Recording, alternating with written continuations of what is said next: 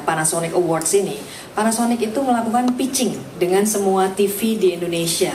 Dan memang kebetulan dan mungkin karena memang saat itu RCTI yang paling serius pada saat kita pitching, bahkan kita bawa artis-artis yang untuk menggambarkan bagaimana sih nanti kita akan menyelenggarakan Panasonic Awards itu, sehingga RCTI terpilih.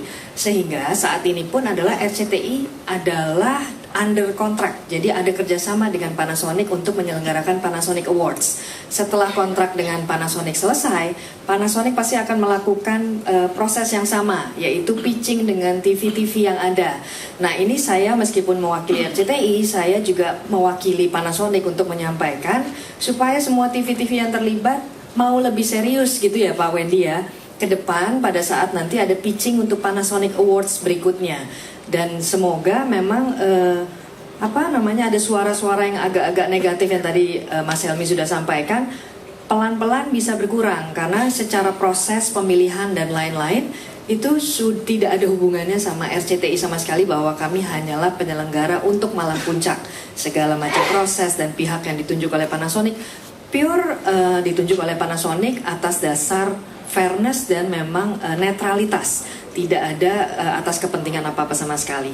Jadi kalau ditanya keuntungannya untuk RCTI bekerja sama dengan Panasonic, kami memang sudah bekerja sama dengan Panasonic untuk waktu yang cukup lama, dengan manajemen yang lama, manajemen yang baru gitu.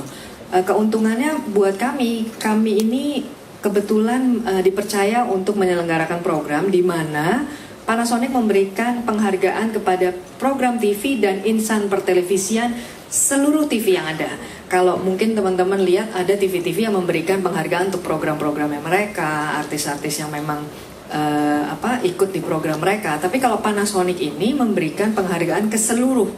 Jadi tidak ada pembatasan hanya TV tertentu, hanya program tertentu, hanya artis tertentu, nggak ada. Jadi netralitas itulah yang sebetulnya membuat Panasonic Awards ini buat kami sangat berharga. Begitu juga untuk para insan televisi. Nah, sebetulnya kalau ditanya dampaknya ke pihak TV dengan adanya Panasonic, di luar kapasitas tadi ya, masalah teguran KPI, dan saya bisa meyakini bahwa teguran-teguran KPI tidak semuanya sifatnya adalah pelanggaran yang dilakukan dengan sengaja oleh pihak TV. Ada hal-hal yang kecil, saya ambil contoh misalnya dari dunia berita.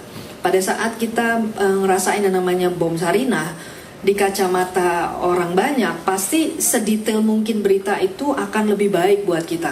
Tapi pada saat detail beritanya itu ternyata salah, itu bukannya menjadi berita yang bermanfaat, tapi menjadi berita yang meresahkan masyarakat. Nah, hal-hal itu yang kemudian tentunya mendapat teguran.